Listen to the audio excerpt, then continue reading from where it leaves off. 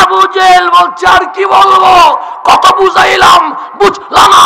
আরে যারে পাগল বলতাম ওই নবী মক্কার হেরেমে বলে বসে বলছে উনি নাকি মেরাজ করেছে রাত্রে মক্কা থেকে ফিলিস্তিন, ফিলিস্তিন থেকে বাইতুল মামুর, সেখান থেকে লামাকান, সকাল হওয়ার আগে নাকি চলে আসছে।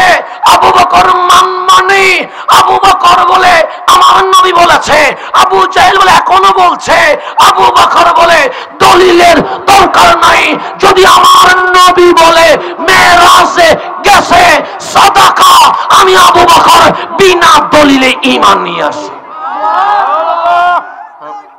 সবাই বললেন কথা ঠিক। এই দুই ঐক্য জুটে রওনা দিয়ে দিছে সিদ্দিক আকবরের ঘরের দিকে।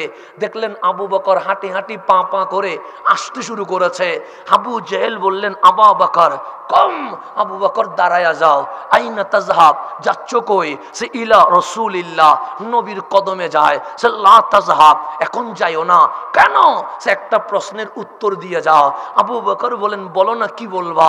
সে কেউ যদি বলে, নবীর নাম বলে না, সে কেউ যদি বলে গতকাল রাত্রে মক্কার জমিন থেকে ফিলিস্তিনের মসজিদ আকসায় চলে গেছে, উপরের গুলো বাদ আবার সকাল হওয়ার আগে মক্কায় চলে আসছে, আবু বকর মানবানি?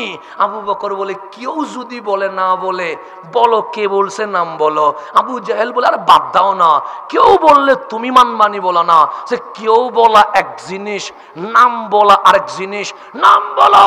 আবু জাহেল বলছে আর কি বলবো, কত বুঝাইলাম বুঝলা না। আরে যারে পাগল বলতাম ওই নবী মক্কার হেরেমে বলে বসে বলছে উনি নাকি মেরাজ করেছে রাত্রে মক্কা থেকে ফিলিস্তিন, ফিলিস্তিন থেকে বাইতুল মামুর, সেখান থেকে লামাকান, সকাল হওয়ার আগে নাকি চলে আসছে।